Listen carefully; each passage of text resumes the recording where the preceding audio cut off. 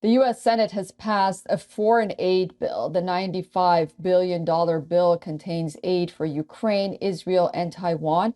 However, the bill is likely to be rejected in the House. Senate lawmakers approved the measure in a 70-29 vote that exceeded the chamber's 60-vote threshold.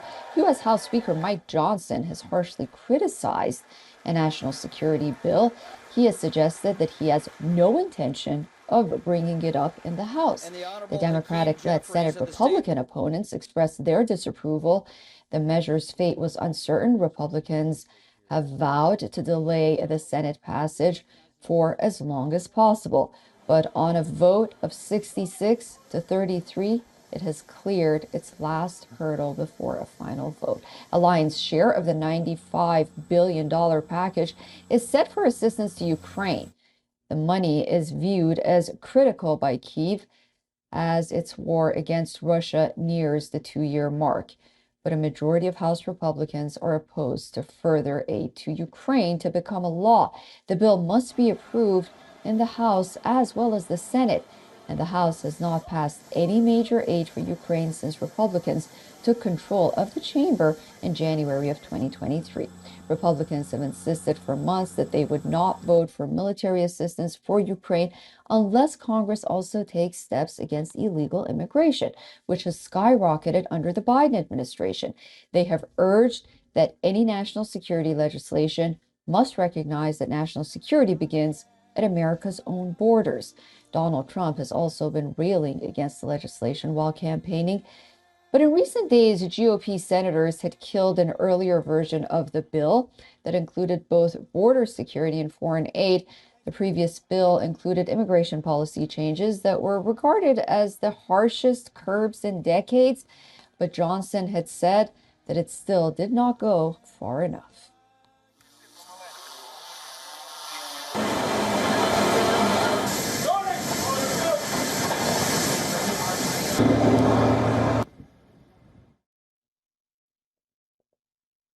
Former U.S. President Donald Trump is back at the Supreme Court pressing his claim of total immunity from criminal prosecution over the Capitol Hill riots on January 6th.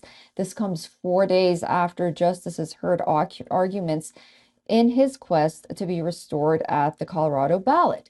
According to reports, Trump's legal team has filed an emergency appeal with the court on Monday. His team is also pestering to delay his criminal trials until after the 2024 presidential elections. The ex-president seeks to have the 4 federal charges against him dropped. Last week, the D.C. Circuit Court of Appeals ruled that Trump is not shielded from prosecution on federal charges, that he conspired to remain in power after the 2020 presidential polls. Trump claims that his actions were protected by presidential immunity. Moreover, his lawyers claim that he should not be tried during an election campaign. The appellate court will now decide if it will put the ruling on hold to allow Trump for an appeal. However, if the court declines to put the ruling on pause, the federal trial will be scheduled likely within the next 2 months or so. It is expected that the Supreme Court will uphold the lower court's decision.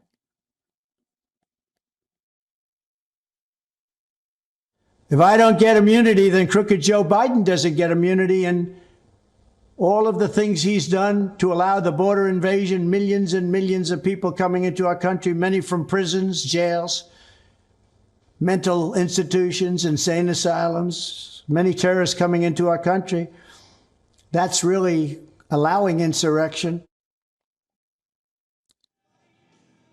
Being the frontrunner in 2024 presidential elections, Trump faces 3 other criminal cases in addition to this one. This includes charges in Georgia for an alleged attempt to overturn the 2020 election, results in the state handling of confidential documents after he left the White House, and the alleged concealment of a payment to an adult star actress Stormy Daniels. However, Trump has denied wrongdoing in all of those cases.